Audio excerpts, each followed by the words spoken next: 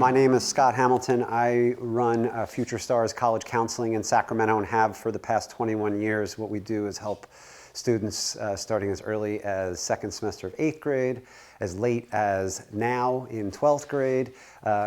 Really two things, discover their college match and help them work their way through the application process the smartest way possible to open up as many options as we can. So that's what we do on a daily basis. A big part of what we do is help kids understand how to write these essays.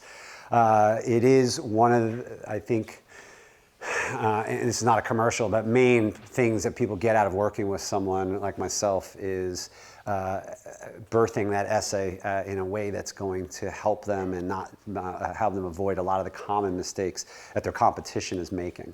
We do see year in, year out, we see it even after we tell everybody how to write these essays, the first drafts usually contain a lot of the things that I know other people are going to end up having in their final drafts. And that's where I want to kind of help you guys understand this today. So as I go through this, please just holler out loud if you have any questions. So just to go through and talk about some of the frequently asked questions that we get. How long the essay should be. So for most of you guys, we're talking about right now is like the main essay. So if you're applying to schools that use the common application, you have one essay that you're going to answer, and that has a word limit of 650. That's not a big piece of writing. We're talking a page and a half double space is what that normally comes out to be. The UCs are going to require that you answer 4 questions. Each one is capped at 350 words. And so you're going to have to write essays beyond those. And so if you're using the common application, the schools will have supplement questions. And so they'll read your long answer that you wrote for that Common App prompt, which I'm going to show you in a couple of minutes, but then they could answer you specific questions to that school. So Stanford for years has had a question, jot a note to your future roommate that reveals something about you. What have you done for the past 2 summers? If you could, and this is USC has asked this question, if you could prepare one meal for an admissions officer, what would it be? Right? So sometimes they're literally just 50 characters. Other times they could be another 300 to 500 word essay. One of the big ones is, why do you want to come to our school? So you may end up writing between 5 and 15 essays, depending on what schools you're applying to. And you will be able to use them usually for more than one school. So you'll start to see, okay, wow, this school asked about if I could continue one activity in college, which one would it be? This school asked me, tell me about the activity that's meant the most to you in high school. I can talk about the same activity, right? And so you'll be able to use some of your writing across multiple prompts. What are they looking for? Who's the person? How will they contribute to the university? And can you write? Obviously, it's a writing sample as well. It's not about doing intellectual push-ups, but it's an informal, it's not an academic piece of writing, but the topic you take on, how eloquently you express it, what level of writing you're able to use when you're telling your story gives them some clues into your intellectual side as well. So your goal is a good story well told. And this is something we hammer a lot in our business because I know a lot of kids come in with less than a lot of confidence in their writing. And what we find is if I could have one thing, either ability or determination in writing the essay, I'm going to go with the determination. So the essay samples we use a lot of times are essays that kids did not think they were the best writers, but because they really worked it, they came out with an excellent, authentic piece.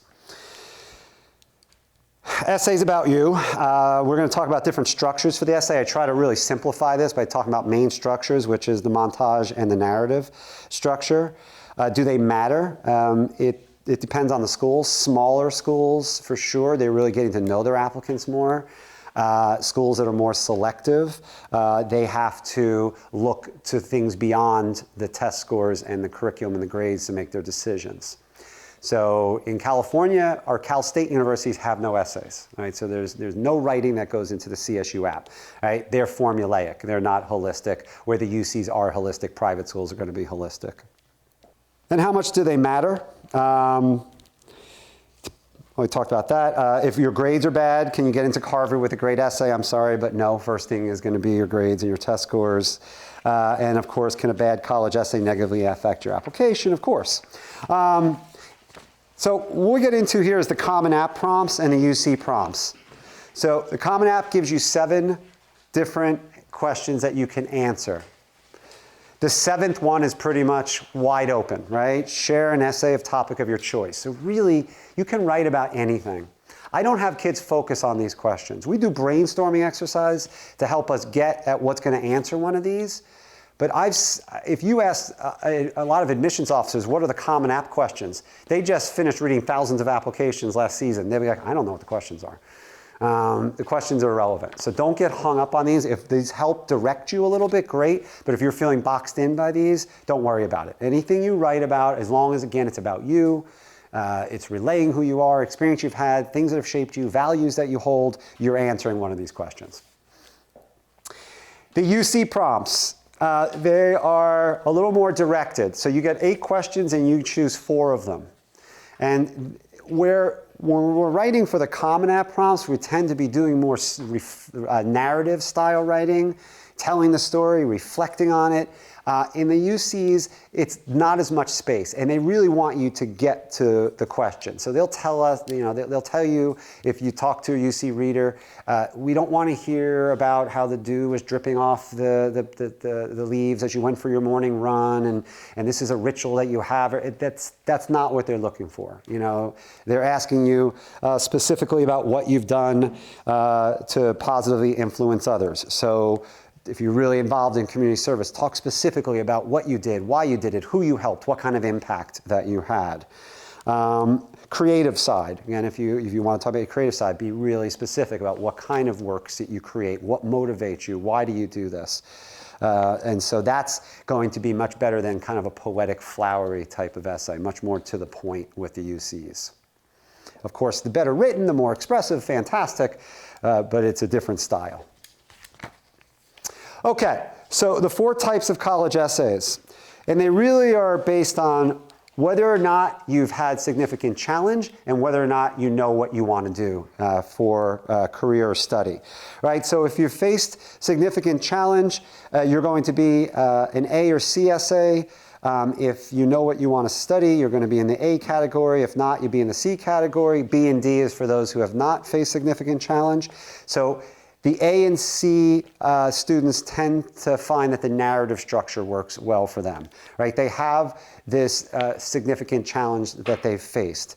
And if they want to talk about it, if they feel like it's had a big impact and shaped who they are, their perspective, et cetera, fantastic. Don't feel like you have to write about this. And also, very often we hear kids say, I'm not going to have anything to write about because nothing bad has ever happened to me. Most cases, nothing bad has happened, and you still have a good essay in you, I promise you. It's not like they're constantly looking for the essays that are going to make you feel bad for a person. And honestly, even if you're writing about a challenge we tell kids it's not the pity me essay. It's really when you have had a significant challenge in your life, you're usually left on the other side with a superpower.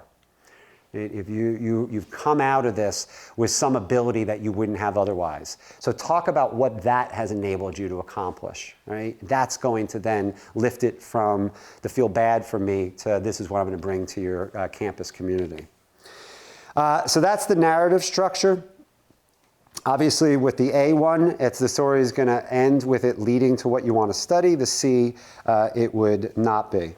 And then if you've not had significant challenge, you normally don't have a story, that one big story to tell, then the montage essays tend to work well, where it's more of a sampling of little tidbits that come together to create a vision of the writer. So for the narrative structure, just to back up a little bit, usually a good formula, you don't have to write it this way, but it kind of starts with the status quo, kind of where you are. Then the inciting incidents, right? That's where things are changed. And if you think of movies, they tend to follow this structure.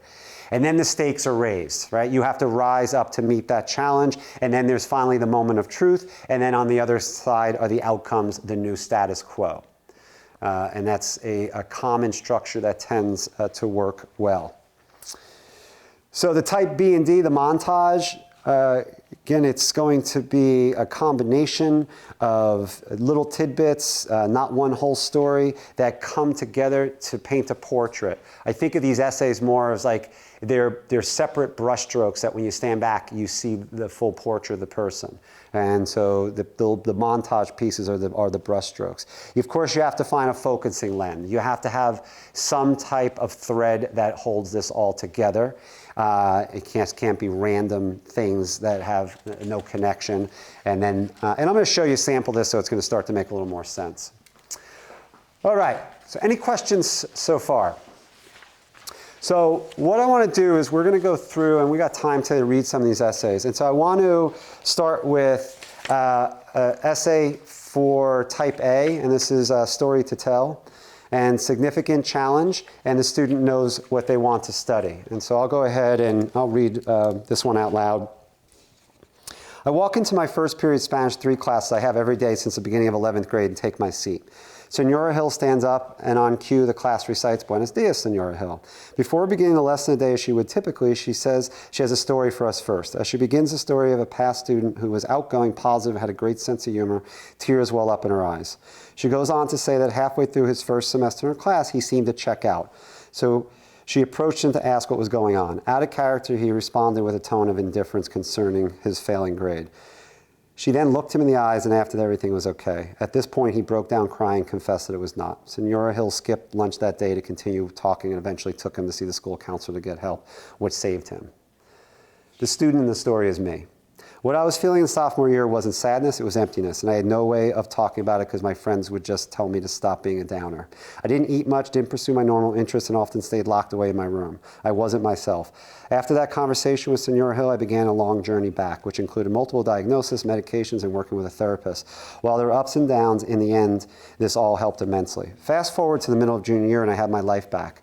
Then one morning, I read a tweet about the suicides of Kate Spade and Anthony Bourdain. This wakes me up. This disease doesn't discriminate, and I've had enough. I start to tweet myself, broadcasting the story of my illness to my 300-plus followers. I make it clear how important it is to reach out to someone who appears to be struggling, and I finish by writing that anyone can message me at any time, and I will be there for them. A passion has ignited me, and I haven't experienced since before my diagnosis. A month later, I am in an even better place. I pick up reading for pleasure once again, and I'm deep into Atlas Shrugged when I receive a call at 1 a.m. from a friend. He slurs in a drunken state, "I don't want to be here anymore." He's going to take his life. I break into a sprint as I run from my house to begin looking for him. I eventually find him in a local park. He has a bottle of bleach in one hand, and an eerie sense of familiarity sweeps over me. We sit on the bench for an hour talking about life, death, and everything in between. He eventually hands me the bottle of bleach. We pour it out together and immediately embrace. I tell him how much I care about him and then take him home where I explain to his confused parents what happened. Today, I am co-editor-in-chief of my school paper, captain of the varsity wrestling team, and an activist for mental health. I'm also currently writing a piece for the paper about my struggles in order to spread my message even further. None of these things would be in my life if I didn't open up to another person about my struggles, which is why I now plan to become a clinical psychologist. I want to help people understand that if they are ever feeling desperate and alone, how important it is to reach out to someone, even if it's in Spanish. So narrative ends up where he wants to be. You're not, this is not an essay where you're left, oh God, I feel so bad for this person. It's uplifting. He's on the other side of it. Normally, this would not have been an essay he could have written a year earlier. You have to be beyond something like this. If you're in the middle of something like this, you're not usually able yet to write this. I'm not saying you can't try if you want to, but we will find that kids will really struggle with that because you just haven't had enough distance to really understand what it meant, what your superpower is, and apply that. Okay, so that's type A. Any questions on that? Comments? And it's courageous, too. I mean, so there's things that come out in this essay. It took a lot of courage to tell this story and the steps that he took. And so that's one of the things we're going to talk about in a bit, that some of the qualities that you see coming out in the essays, the values that that person holds are present. All right, so then let me go ahead. I'm going to just read one more, and then you guys could read the other two. But I want to read from sample B, which is another is a montage structure essay. So this is a person who had not faced significant challenge and did know what he wanted to study. So this gives you a good sample for the montage. The atonement for my sins was a conversation that never happened. My family was in Wyoming visiting Grand Teton, and we'd rented an RV. In an RV, home is wherever you are, and the intimacy of that method of travel afforded me every opportunity to be amongst inhabitants of a foreign land. Wyoming was certainly foreign to me. I'm a California urbanite, resident of a sanctuary city with $10.50 minimum wage and more Republicans for Voldemort bumper stickers than actual Republicans. In other words, I live in a bubble, and I was hoping my tour through the roadsides of red and rural America would open up my eyes to what lay beyond.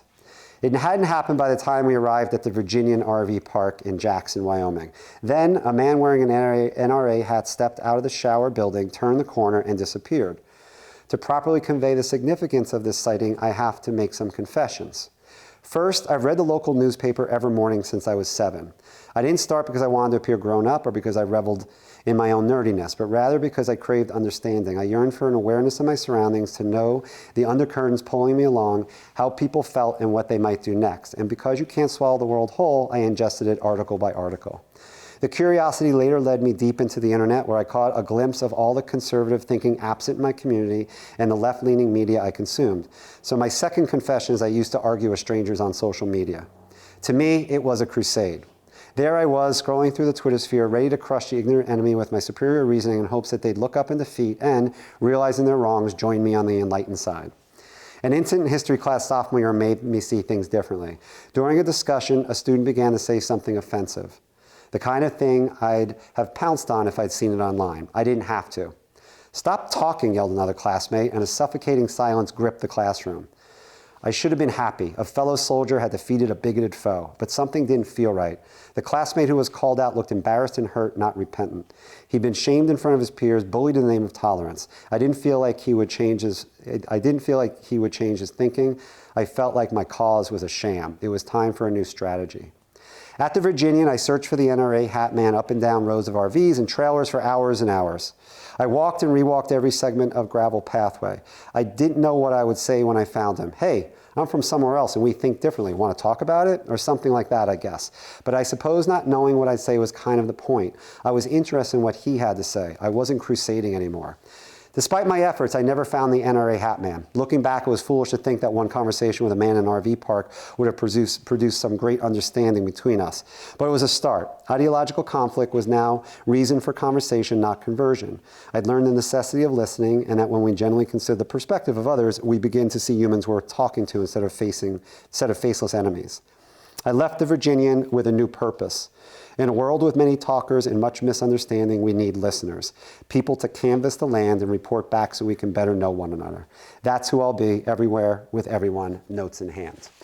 Now, of course, what you don't know, what the admissions officer did is he was applying to the journalism program at that school, right? So even though he doesn't say, "I want to be a journalist," they connect the dots very easily. So very high level of writing. This would be somebody I would say came with both the ability to write well, and then they followed the process. They worked it. This was many drafts to produce this piece.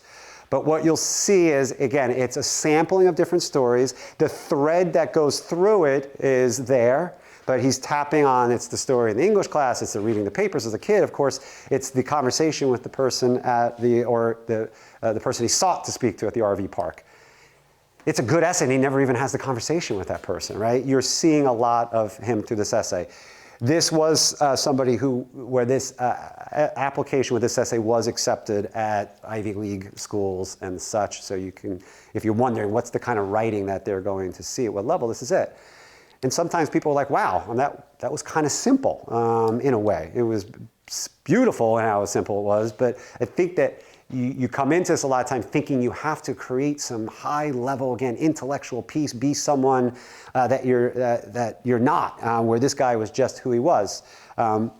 He's a well-read, smart guy, and I think that comes across as well, but it doesn't sound like he was trying to be someone he wasn't. Okay, so I will let you guys check out C and D, and so you can look over another, not at this moment, you'll take these home with you, another sample of narrative and another sample of the montage structure. But I like to just kind of start with getting you into what these essays sound like, and then we can talk a little more about the do's and don'ts of the writing process. So do not rehash your resume. It doesn't mean that you can't talk about something that's on your resume. But it's not intended for you to talk about, and in this club, I had this impact and I had this leadership position. And then or somebody, let me walk you through my week. And in doing that, you're going to show me everything you were involved in. They have your resume. They have your activity list. This is not not to take that and put it into paragraph form.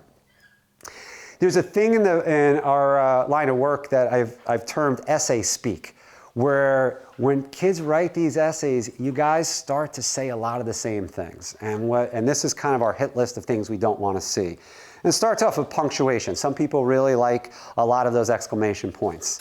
And we see that can get overdone. So we have a rule of thumb, 1 exclamation point per essay, unless there's a really good reason, and sometimes there is. Maybe there is a lot of yelling that's going on in your essay. Fantastic. But usually that's not the case. The word love works its way into a lot of essays. I really loved my time serving in the community. Well, okay, well, what does that mean? It's it's a strong word, but it's so vague. Instead, tell me what it was that made you have such a strong feeling. Because I stepped out of my comfort zone, I discovered my passion. Passion's another word. Don't have that in your essay. On my journey to the real world, and I'm now a more well-rounded person because of it, right? Again, I've crammed a bunch of those into just a couple of sentences. Stay away from those. I've been raised in name of the town bubble. And it was the best or worst thing that ever happened to me, like nothing I ever experienced before that shaped me into who I am today. And now I realize I can do anything I set my mind to. And then my least favorite is words cannot describe how I felt. So you are given 650 words to do just that. Describe how you felt, and you're going to use 5 of them or 6 of them to say, no, I'm sorry, I can't do that. So just read this over and you can kind of catch it. It's like, does this really mean anything that I said? And when I'm looking over my friends' essays, am I seeing the same passion come up over and over? Maybe I shouldn't be doing that. You want to be a little bit of a contrarian when it comes to the essay and not do what everybody else is doing. Some people really like to use the shortcut of starting their essays with a quote from literature, not just of your own dialogue. They don't want to hear what Shakespeare has to say. They want to hear what you have to say, so stay away from that. Stay away from cliches, straw that broke the camel's back. Be specific when making distinctions. My first job was not enjoyable as the one I have now. Not as strong as though, even though I'm still just bussing tables, I look forward to my new job in a way that I never did the last one. I am now treated with the same level of respect that I extend others, right? It tells us what you mean by your assertion. It's okay to bend the rules of grammar. Good writers know how to do that. Starting a sentence with and, but, or because if it helps with the flow. Using a sentence fragment for effect. Writing a 1 to 2 sentence paragraph, which doesn't necessarily break the rule of grammar, but it's not how you're taught to write. Forget the 5-paragraph format. 5-paragraph format is tell them what you're going to tell them, then the body paragraph, you tell them, and in the end, you told them what you told them, basically, right? And that's not, it's writing with training wheels. It's how you get started, you get trained, but once you're a stronger writer, you move beyond that. Put the thesaurus away. It's not about pumping up your vocabulary. You want to be using the highest level of vocabulary that you are comfortable with and it's appropriate for the topic. And what you don't want to do is go through and every other sentence find a word, look it up, and put in a longer word. It's either going to sound overly stiff or you're going to be using those words off by just a little bit, and it's going to be really obvious.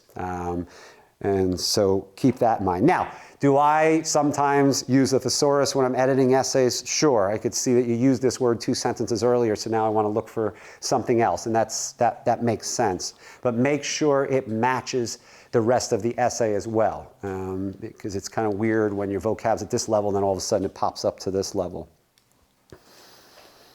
Focus on verbs and adjectives. Description is what pulls the reader in. Verbs is what makes it interesting, right? So as much as we can have action, even that essay we wrote on, there wasn't a lot of action in his essay, but even there he's using verbs to kind of describe what he's experiencing. Active verbs are better than adverbs, right? He walked quickly is not going to generate as much of a strong visual as he scurried out of the room. Vary sentence length to keep the reader's attention. Short sentences are more powerful. So when you really want to drive something home, try to say it in less words. I had a guy come in to go over his first draft at one point, and he had a really good story to tell. So I was excited. I was like, this is going to be, you know, we didn't really have to brainstorm much. You know, we knew he was going to tell this story. And he came in and I read the essay, and I was halfway through it. I literally felt myself starting to nod off. And I was like, why is this? The story is good. And then I sat back and I looked at it and I put a letter down the margin, S, M, or L for every sentence, what length it was. And they were all exactly the same length. It's like driving down the highway and you keep hitting that crack every 15 feet. It starts to knock you over, right? It puts you to sleep. So short, medium, long, long, medium, short, short, medium, long. You want to be varying the sentence length. Call on the 5 sentences as much as possible when you're describing things, right? Taste, smell, color, texture, sounds. Smell especially is one of the most powerful senses in connecting to memories. You know, and so if I could open a can and you could smell what your second grade classroom was like, you would take you back there in a second, right? The smell of the crayons melting in the heater or something like that. Same thing, if you can have people experience those things, it puts them more in your story. Write with a passive voice instead of the active voice. So passive voice is when the reader is performing the action as opposed to having it being acted upon. Make it personal. So it's really about the hows and whys. So there's the what is the topic of your essay, but we tend to share the whats. Right? The first time that you worked really hard for something and succeeded or failed, right? Winning or losing the big game or the election, or losing someone in your life that was very close to you. Let's say illness. And so there's nothing wrong with those, but again, they read a lot of the same topics. And so what you want to do is get beyond the whats and talk about how that had an impact on you, why that was important. This is where it's going to now separate your essay, which they've read similar at one point to somebody else's. And this is the big thing that we push on, is you guys make assertions in the essay. Like, being involved in that activity has taught me more than I ever could have imagined. Tell me what it taught you. Even better, show me how you've applied what you've been taught elsewhere. Now it's going to be more unique to you. So focusing on the hows and whys. Including details. So even saying Miss Samuelson instead of my English teacher, if you're talking about somebody who had an impact on you, or someone that's constantly attached to their camera. My trusty Canon became my best friend instead of my camera. So drop in names instead of pronouns, etc. It creates pictures with vivid descriptions. Begin your essay with either action, vulnerability, or descriptive scene setting. And it's normally going to be a good hook. You don't want to start your essay by giving away the ending either. And so, you know, I was editing someone's essay recently. I was telling the story in the last session, but it's actually a child of one of my best friends who I've known for forever, who, not the child, but the father has undergone amazing health challenges over the last 15 years, and cancer multiple times, all sorts of stuff. So when I read his son's essay, it was about his dad. And I expected that, but the whole essay was about his dad, right? And so you want to make sure that you are putting yourself at the essay. But what he did in the first draft, is where I was making with this point, is he started as like, believe it or not, my father having cancer is one of the best things that ever happened to me. And he goes to talk about, of course, everything he learned by watching his father come back for that. But I said to him, he goes, yeah, it's a really good hook, right? It pulls people in. I'm like, it tells the whole story. I go, you've told the whole story in your one sentence. We want to have this unfold in front of them, right? So think of that with your opening. But again, if you're being vulnerable, taking action, descriptive scene setting. And so we changed that essay to, for the first 10 years of my life, my father struggled to stay alive. Right? So we haven't given away the whole story. And then he talks about at the end all the things that he's learned from how he saw this man fight back from this. Finish with a twist, humor, revelation, ambiguity, connection to the opening. Of course, doesn't have to use all of those. We say the ending of the essay should be inevitable, but also surprising. In other words, when they get to the end, they should say, huh, I didn't see that coming, but yeah, that really makes sense. And just as with the essays that we read, you didn't expect at the end he was going to be talking about wanting to be a clinical psychologist. You didn't expect at the end he was probably going to be talking about journalism, right? But when you got there, it made sense. So 4 qualities of an amazing essay. You can identify 4 to 5 of the author's values. And you want to make sure there are a variety of values. You know, hard work, determination, perseverance are pretty much the same thing.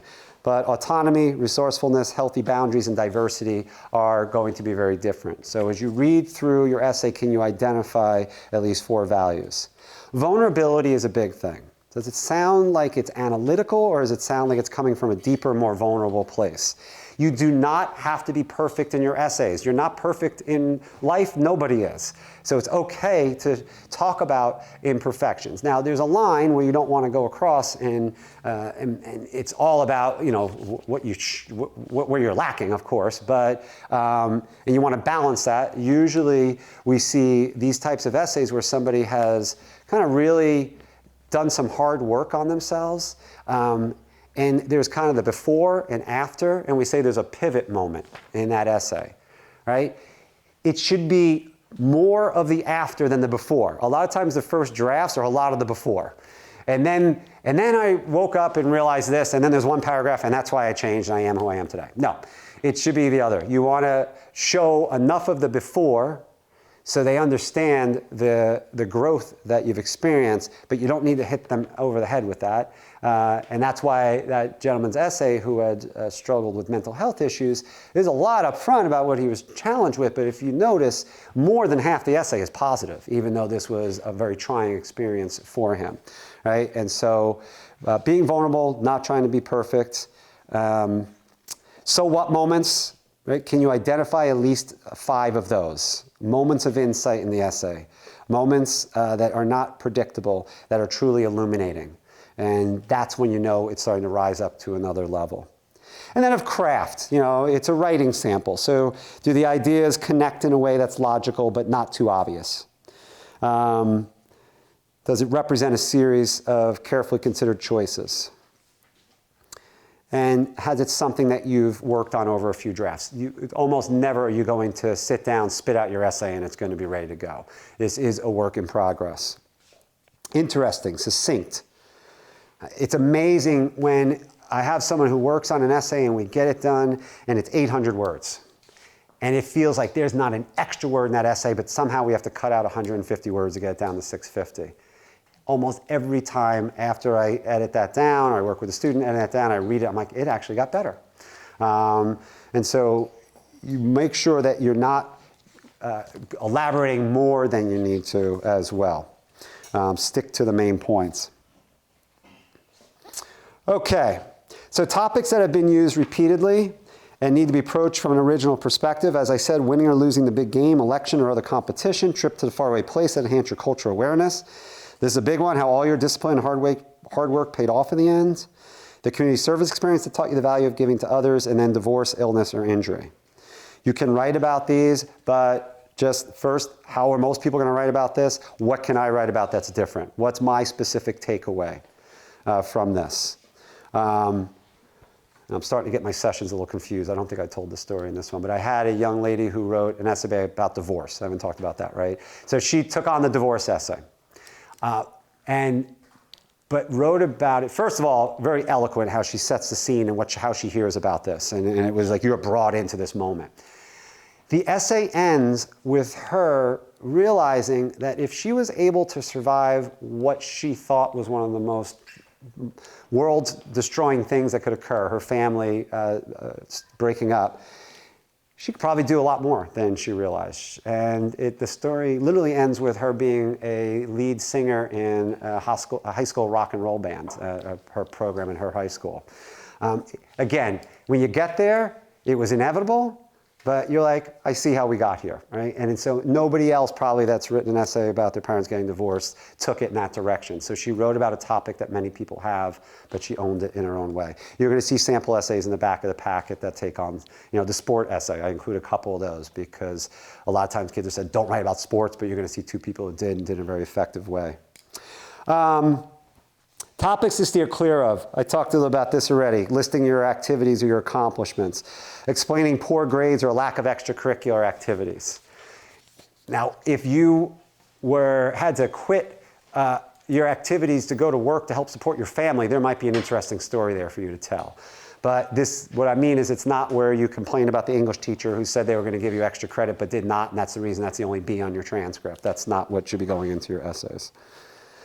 I don't like when kids talk about the college admissions process. As I sit to write this college essay, or they talk about, how hard they work to bring up their GPA from a 3.8 to a 3.9 or raise their SAT scores. Hopefully your life is about more than this whole process. And so stay away from that.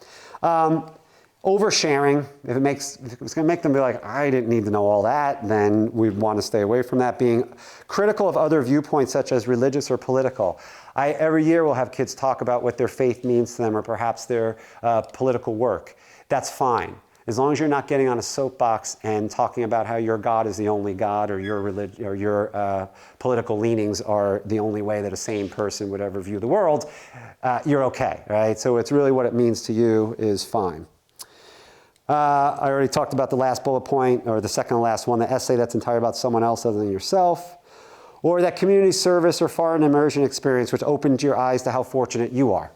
And so it's not the worst lesson in the world, but I do have kids who will come back and say, oh my God, I looked at the 3-car garage and I thought about those families who were living in a hut that we built in the 5 days that we were there, and that's where they're going to sleep tonight and I'm going to sleep here. Man, I'm pretty fortunate, and not what we really want to write about.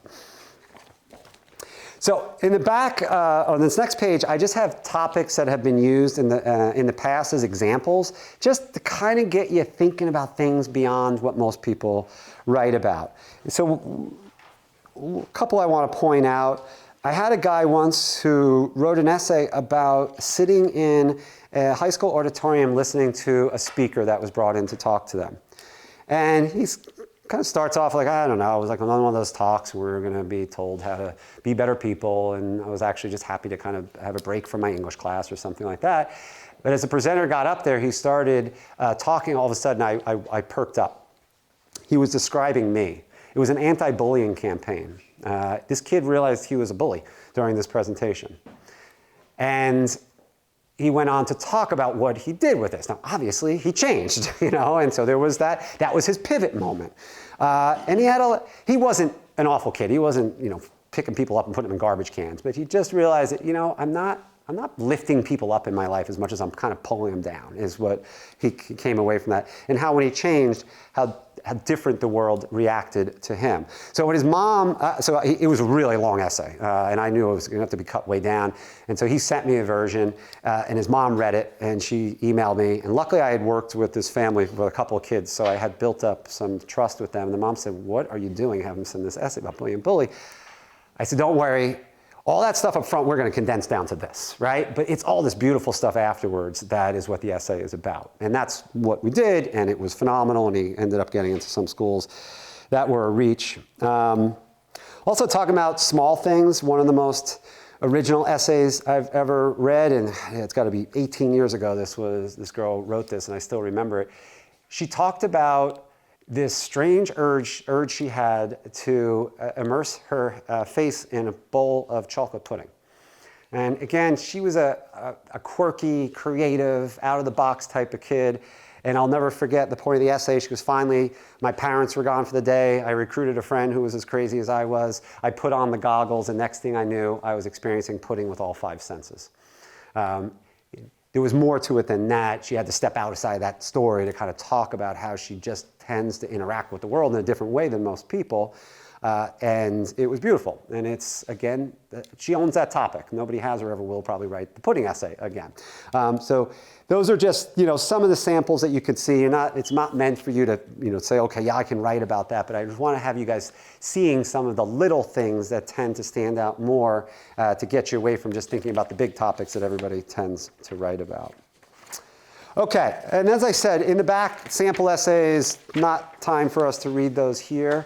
So that's what I wanted to go over with you. Okay, so just to wrap up, I know it can be tough when you get through junior year and you're exhausted and the summer comes and you just want to kind of use the summer after junior year to work on these essays. I tell my kids it's the best gift you can give yourself come October, November, December, when you've gotten a lot of that writing done in the summer prior to senior year. You'll know what the UC topics are. They always announce those ahead of time. Common App announces ahead of time what their topics are. They don't tend to change them year to year. In August is when the supplements will start being released, where you can start working on those. That's the school-specific questions. But even those don't change much year to year. So if you could take a risk if you wanted to and start working on a supplement, probably going to be asked again next year. So that's the big takeaway. Start early. Get feedback from people that you trust. Be careful, though, as there's a lot of people that do not understand this type of writing, and they can give you well-meaning advice that pushes you further away. Because, again, it is a different type of writing. It's narrative with reflection. And you just tend not to do a lot of that type of writing in school. So it's kind of a process of really learning that style.